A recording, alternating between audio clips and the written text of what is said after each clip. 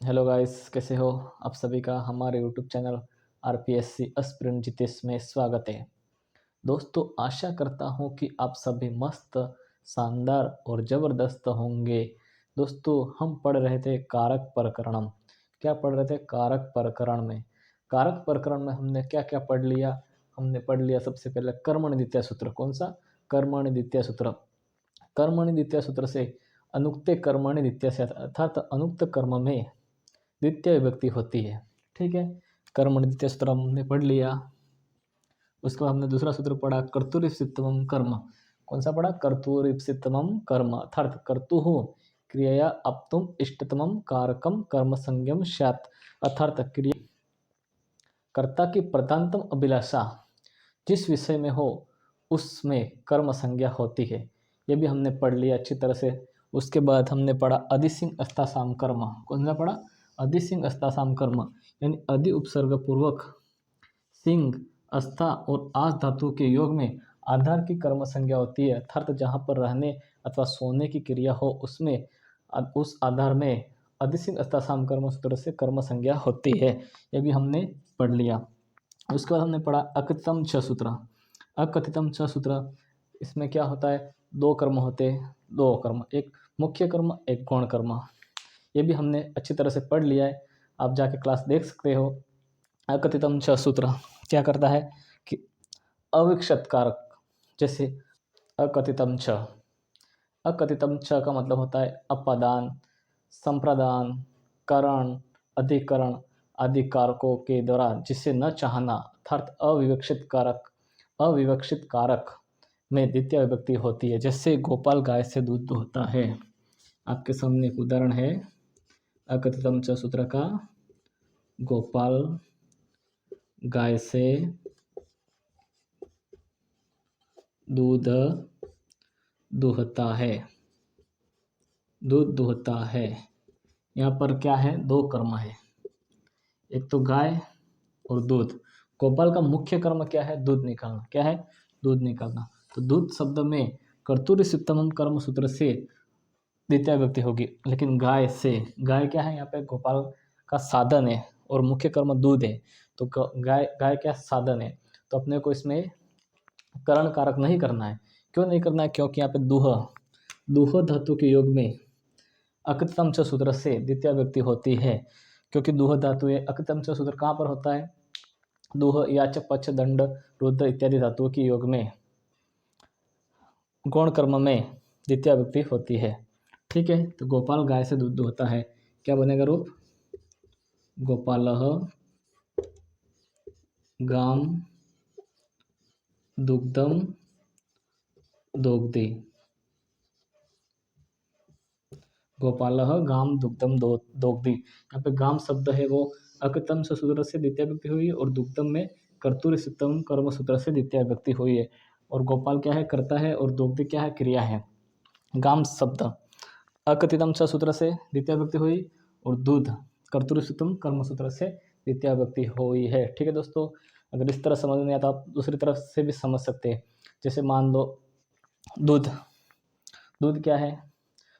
किसी दूसरी पार्टी का आदमी है। जैसे अपने यहाँ अभी विधानसभा में चुनाव हो रहे हैं, तो कांग्रेस की मान लेते अपन, ये दूध है वो कांग्रेस का आदमी है। ठीक है, और गाय क्या है?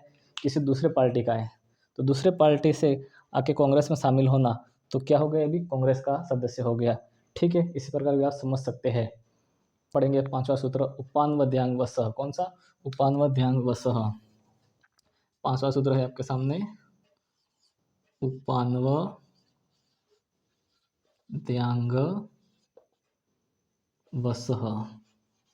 क्या है? उपान्वद्यांग वसः। उपान्वद्यांग वसः उप, अनु, अधि और अंग और वस धातु के योग में आधार की कर्म संज्ञा होती है, अर्थात जहाँ पर रहने की क्रिया की जाती है उसमें द्वितीय विभक्ति होती है। कहाँ पर होती है? उप, अनु, उप, अनु और अधि, अधि और अंग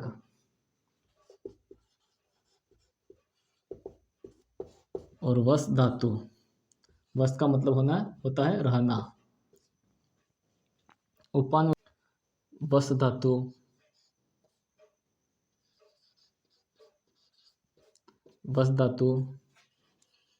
पूर्वक उप अनु अधि आंग वस धातु पूर्वक उप अनु अधि आंग उपसर्ग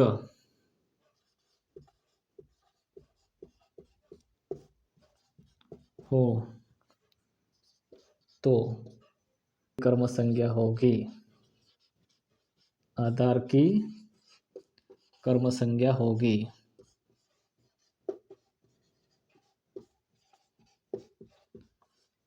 अर्थात जहां पर रहने की क्रिया हो उसमें द्वितीय विभक्ति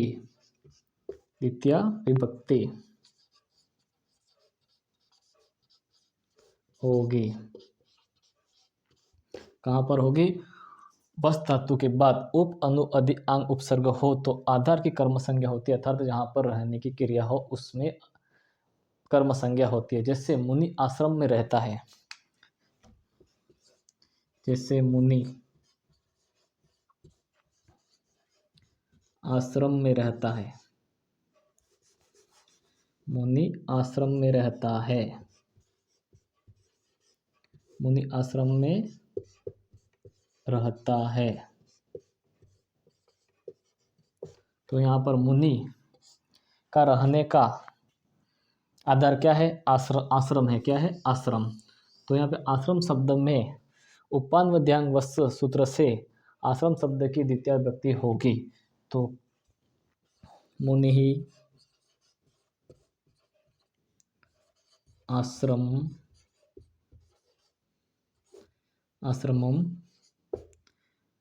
अधिवसति।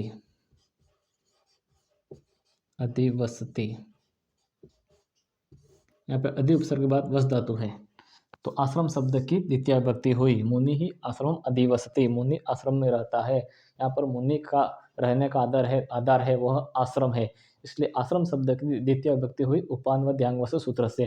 ठीक है। दूसरा उदाहरण आपके सामने है, मैं गांव में रहता हूँ। मैं गांव में रहता हूँ। मैं गांव में रहता हूँ। अहम ग्रामम उपवसामि। मैं गांव में रहता हूँ। मैं गांव में रहता हूँ। गांव क्या है? मेरे रहने का आधार है। तो आधार क्या हो गया? गांव हो गया। तो गांव में शब्द में क्या होगी? उपान मध्यांग वस सूत्र से ग्राम शब्द की द्वितीय विभक्ति हुई। उपधन वस धातु के बाद पहले उपसर्ग है तो यहाँ पे द्वितीय विभक्ति हो गई। ठीक है दोस्तों आपके सामने एक वार्तिक है जो उपान मध्यांग वस सूत्र का अपवाद है। ठीक है। तो वार्तिक क्या है? अभुक्तर्तस्य न। क्या है? अभुक्तर्तस्य न, अर्थात वस धातु के पूर्व उपसर्ग हो परंतु उपवास अर्थ प्रकट हो। क्या? उपवास का मतलब होता है भोजन नहीं करना। अर्थ प्रकट हो तो जहां पर उपवास करने की क्रिया हो उसमें आधार की कर्म संज्ञा न होकर अधिकरण संज्ञा होकर सप्तमी विभक्ति का प्रयोग होगा। ठीक है। क्या होना चाहिए?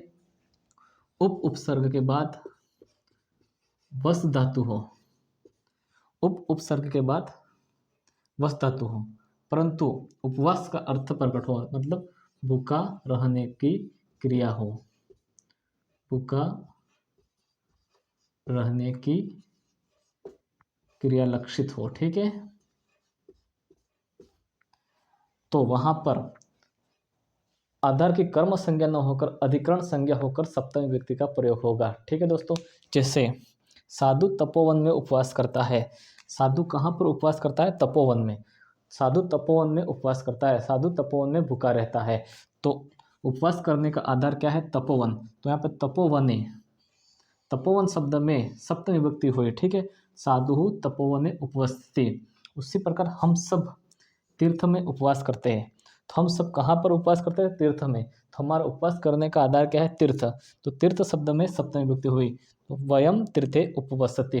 ठीक है दोस्तों, आज हमने पढ़ा उपनवद्यांगवस्य सूत्र और दूसरा वार्तिक कौन सा है? अभुक्तर्ते से न। ये दोनों अच्छी तरह से हमने पढ़ लिया और समझ लिया। अगर क्लास आपको अच्छी लगी हो तो लाइक, शेयर, कमेंट और चैनल पर नए हो तो सब्सक्राइब ज़रूर करें। धन्यवाद।